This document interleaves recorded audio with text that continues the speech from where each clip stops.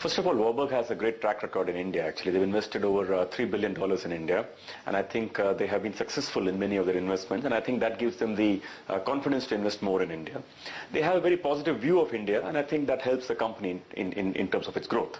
Now, they're also infusing capital of 100 crores, which will add to tier 1 of the company. The company is issuing to them shares in the form of compulsory convertible preference shares, which will convert to equity anytime 18 months from now. Okay. But Mr. Vaidyanathan, you also have around 7.5% stake in the company. As a part of this deal, would you look at exiting? As of now, you haven't exited the company. Would you eventually look at exiting or selling your stake to Warburg Pincus, either or even tendering through the open offer? Well, certainly not actually.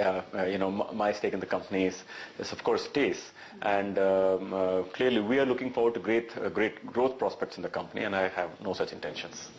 How many people were there in the race? Because we've been hearing about almost every private equity player being talked about, from Bearings to Blackstone to Bain. In net, how did the deal come about, and how did you finalize Warburg? I know there have been a number of stories being circulated in the media, and many of them were actually in some stages of discussion or so with the company.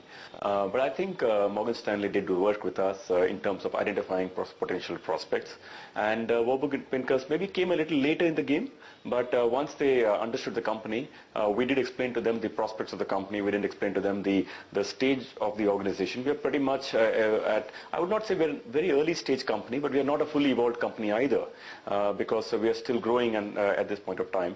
We have a large branch network, we have employees, and we have a loan book of over 4,700 crores that we built from 1,500 crores 2 years ago. We're quite profitable. And I think from Warburg's point of view, they must have seen all these factors, and I think that's how they got interested in the deal. Warburg will take one board seat on the board once Pantaloons exits? 2 board seats for Warburg. 2 board seats, okay. So, currently, net around 48% of Pantaloons stake is sold off to Warburg Pincus, after which there will be an open offer. There is still part stake remaining. I think Pantaloons Retail has around 53% stake. This will be tendered in the open offer? No, actually it's 40%, not 48.